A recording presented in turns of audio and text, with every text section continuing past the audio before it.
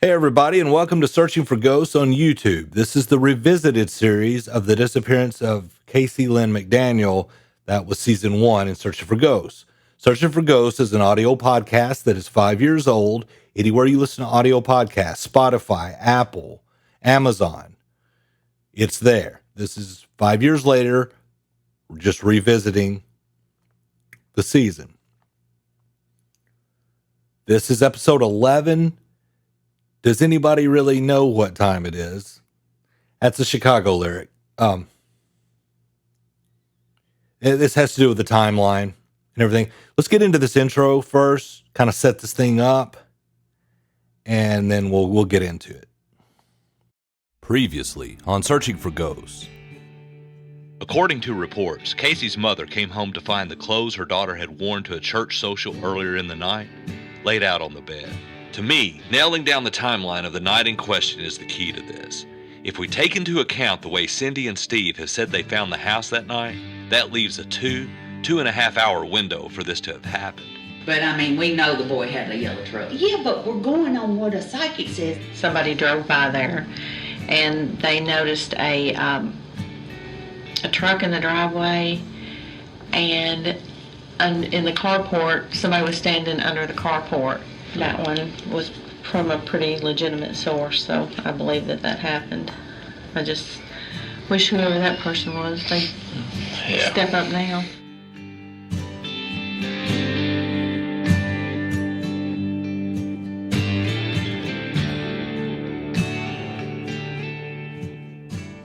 I feel like a broken record saying this, but the timeline of the night in question is everything in this case. If we are going to go down rabbit holes with this story, it might as well be a rabbit hole from late Friday, August 16th, into early Saturday, the 17th. To me, more insight can be gained from this night than trying to uncover a drug or prostitution ring. And as stated in a previous episode, if you take into account the time Casey was dropped off from the church dance and the time Cindy says she and Steve returned home, this leaves a 2.5 hour window at most for the crime to have happened.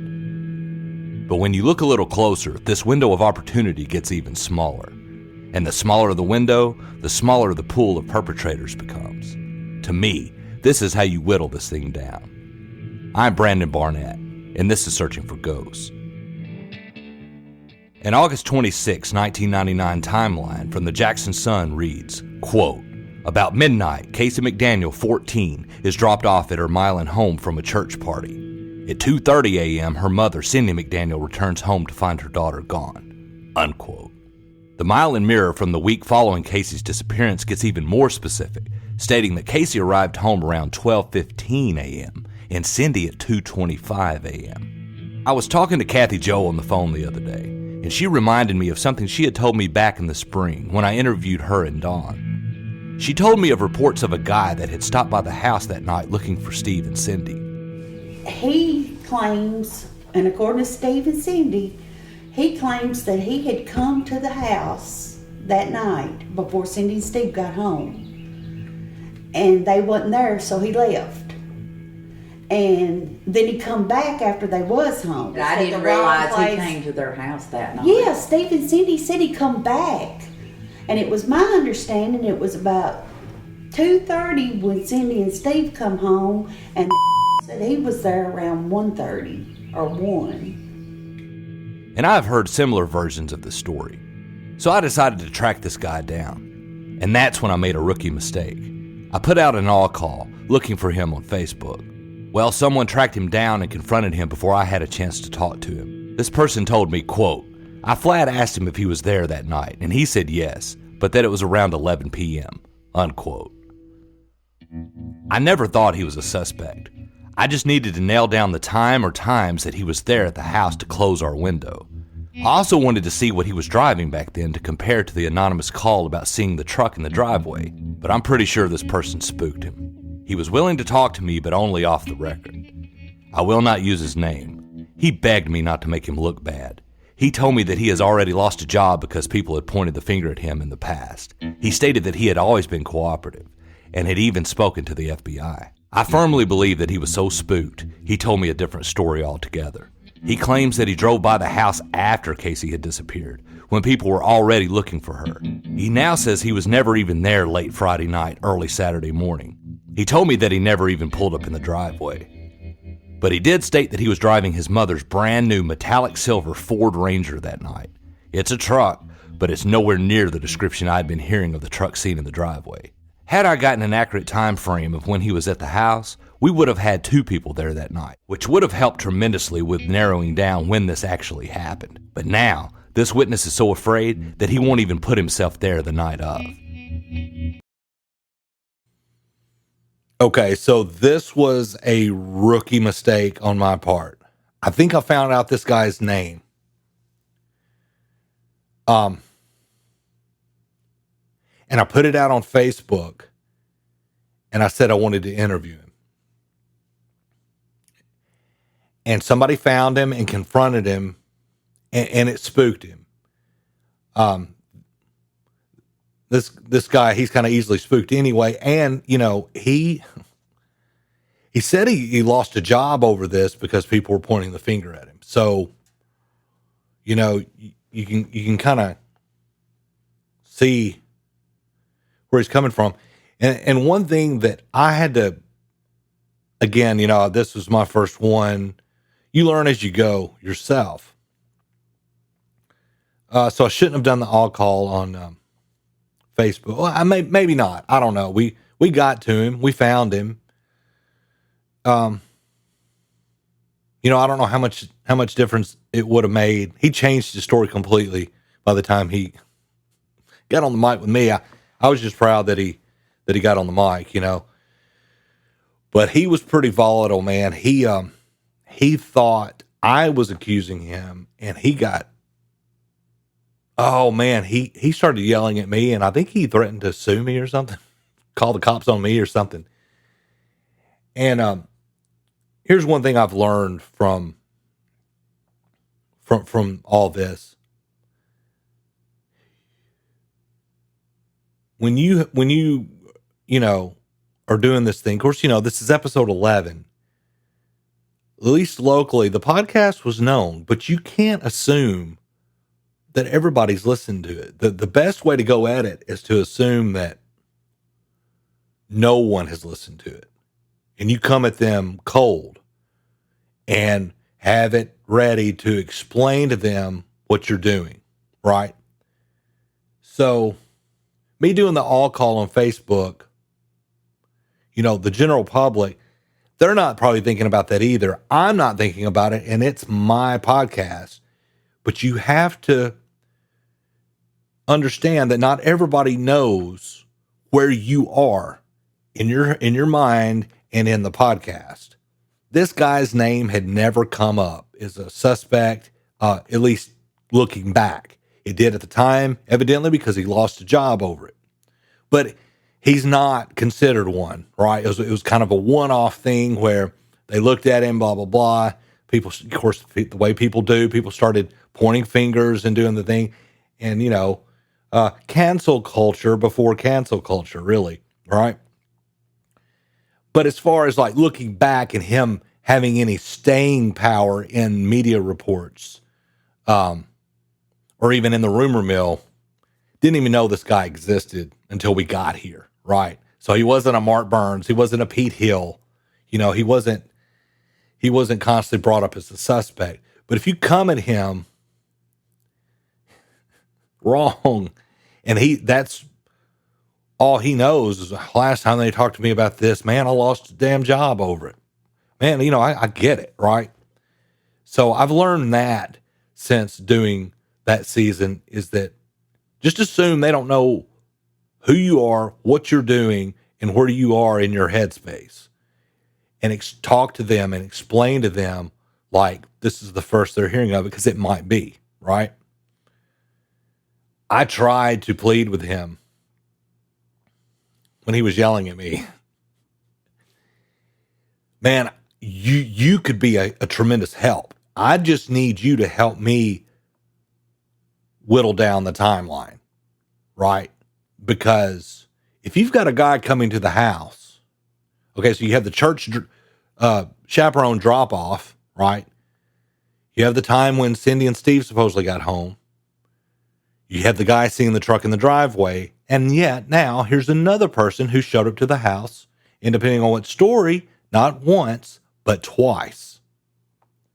And I will say that there was a story floating around that he came to the door, and this might be Mark Burns-esque urban legend, but I think when he came back, he supposedly came to the house twice. Once they weren't there. The second time they were there. One of the stories was he heard fighting and he heard arguing in the house, knocked on the door. Steve supposedly answered the door and said, "Now's not a good time."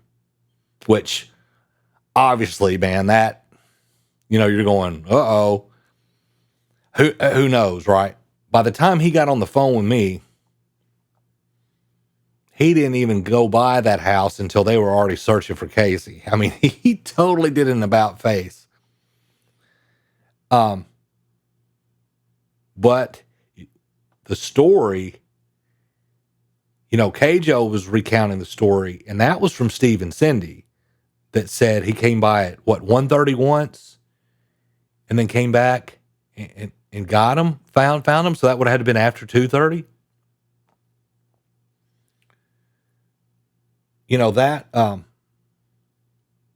That could have been game changing, right? If you could pin him down on that. But like I said, he was so spooked, man. I thought he was going to say he wasn't even in Milan, Tennessee that night by the time I got through with him, He was just so scared, and I felt sorry for him, And again, it was really trying to explain to him, man, you could really help, I'm just trying to narrow down this timeline, because to me that was the best shot we had at you start closing in on that timeline, it closes in on who it could possibly be, it's not just, this long hour stretch of, the possibilities. The more time there is, anybody could come by there. You start whittling that thing down, this person shows up and nothing was going on. This person shows up, here's arguing in the house. I mean, that right there could be a game changing kind of thing, but that kind of, was a bust, and, kind of back where you started. But I have no doubt that he was there before, the search, whatever was going on. I have no doubt that's the truth, but he wouldn't admit to that at this point. So that brings us to the witness who saw the truck at the driveway that night. Well, we found him too, and he was willing to go on the record, but he didn't want his name used. And according to him, it wasn't a man in the carport at all. It was CAYCE McDaniel. I got off of work at A.O. Smith now about 10 o'clock that night. Now, Friday night, I believe it was. Now, it's been a long years ago. And I come by the house about 10:15 that night. When I come by the house at 10:15 that night, there was this truck that was parked in the driveway. It's what I call a box truck. I thought back then it was about a 1976 model. Now, if I was a Cheyenne, it was goldish color or goldish rusty color on the top, and it was white, and it was goldish rusty color on the bottom. Okay? I remember that truck. There was a girl at that time at the carport. Now, she wasn't in the carport. She was standing at the back of the carport about 6 to 8 feet off in the grass now, in pink shorts and a pinkish white T-shirt now. Had, to me, looked like brown hair at the time now, and I'd never seen her before and didn't know her. And I drove on by. I went to my house now, and I wanted to get it done and come back. My wife told me no. The next morning, I found out through some reports now that a girl by the name of CAYCE McDaniel had been gone, disappeared, abducted, or whatever. On that particular night by somebody, she had disappeared. And then I went straight to the law, and I told them exactly what I just got through saying about the truck and everything. But what about that 10 o'clock time frame? That doesn't jive at all. No one should have been at the house then. It should be noted that before we hit record, this man said that his wife has stated that he has always said that he witnessed this around midnight, not 10. Knowing he was going to be interviewed, he said he thought about it all day long and became convinced that he got off work early that night. But 21 years is a long time to keep memories straight. That's why I like finding initial reports from back then. Recollections are more clear. Remember what Cindy said to the Jackson Sun just 1 year after Casey's disappearance? Cindy McDaniel in the August 15, 1997 edition of the Jackson Sun. Quote, "And I told them about an anonymous phone call about a truck seen in the driveway that night around 12:30 a.m. I guess they're investigating this. I don't know." Unquote. And here's something else about his account that might be crucial. All the release statements about what Casey was wearing that night indicated that she was wearing boxer shorts and a t-shirt. Was this because all of her shoes were still at the house? She had changed out of her clothes, and this is what she would have worn to bed? Or did they go through her things and figure out what clothes were missing to determine what she had on? Because I can't find any description of the color of her clothing ever being released. Did Casey own pink boxers and a pink t-shirt? Was that Casey in the carport? If he didn't get off work early that night, and his wife's accounts are accurate, coupled with Cindy's statements to the Jackson Sun, that narrows down our time frame to 15 to 30 minutes from the time she was dropped off to the time she was allegedly seen in the carport. In my mind, this is bombshell information. This truck was seen shortly after she got home. This person had to know she was there. Somebody knew she would be home then.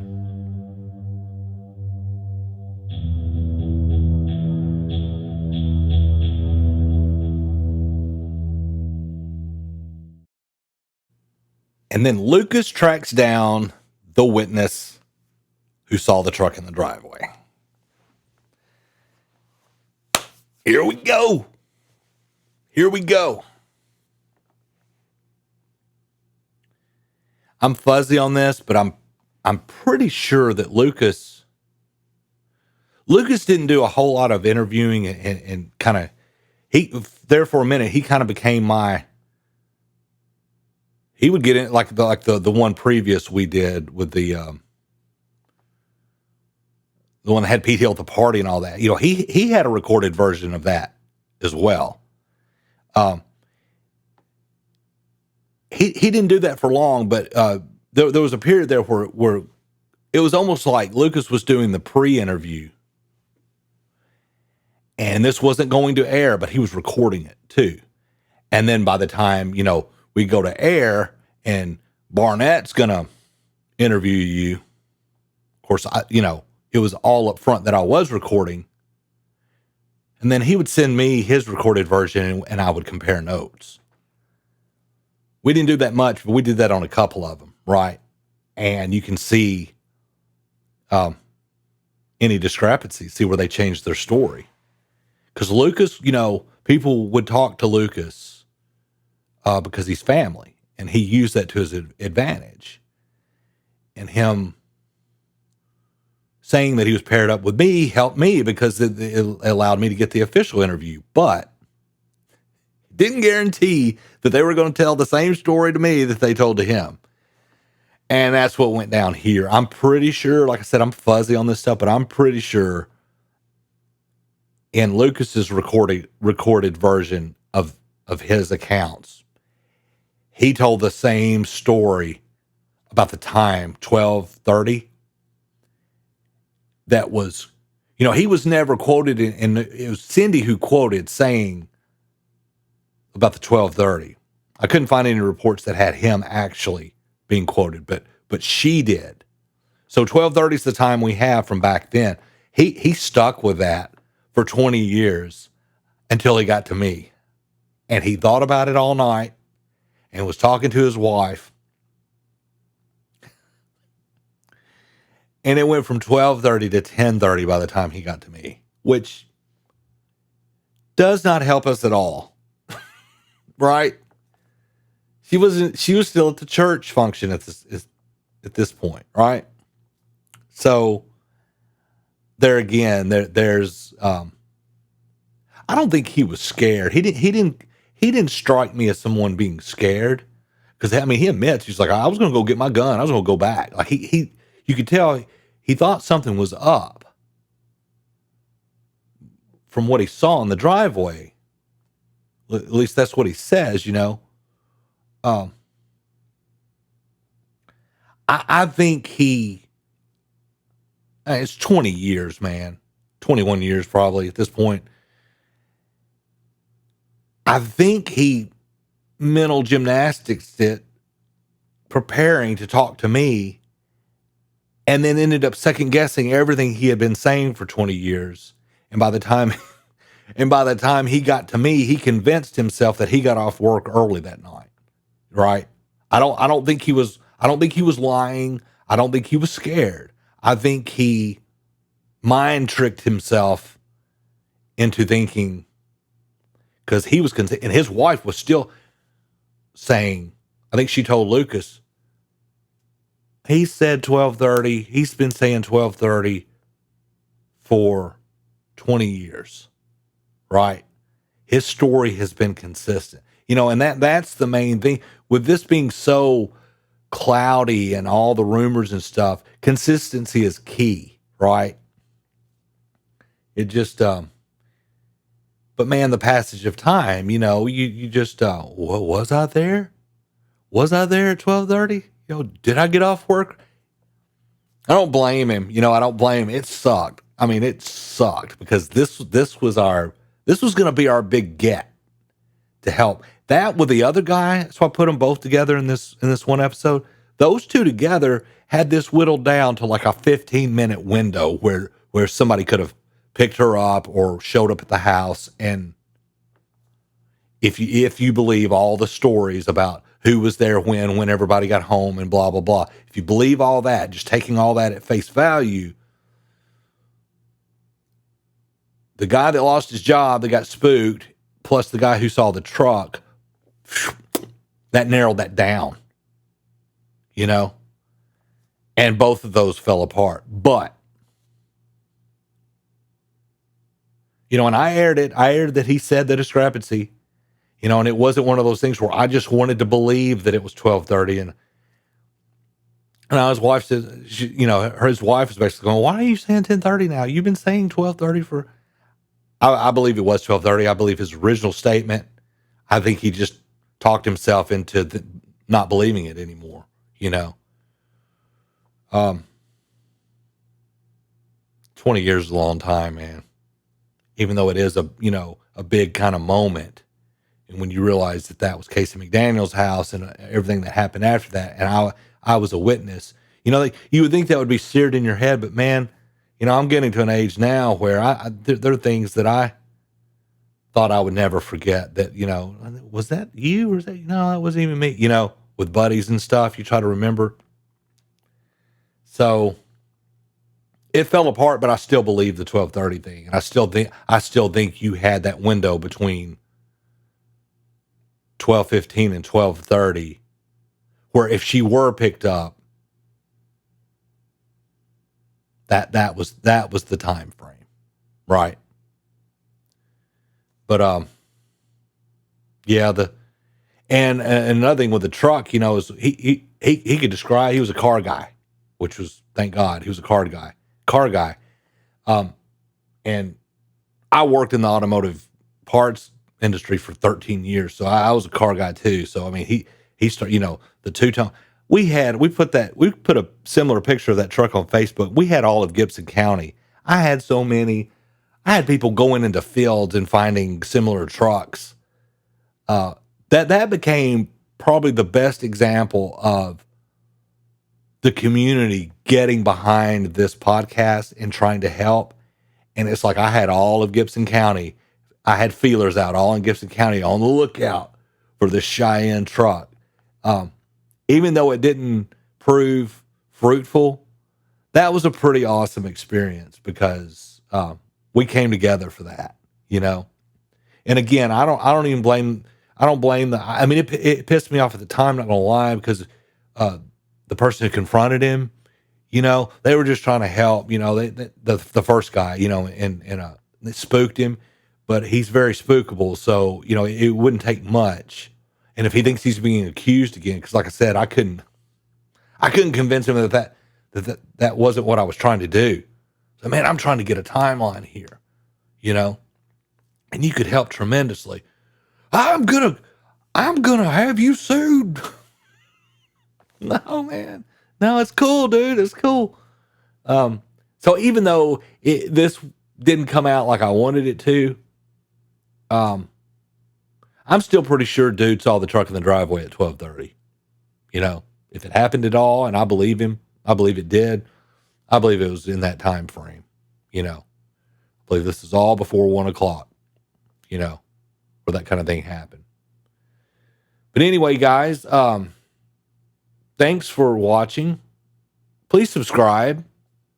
And I'll catch you on the flip side for, I guess we're on episode 12 now. Thanks, guys.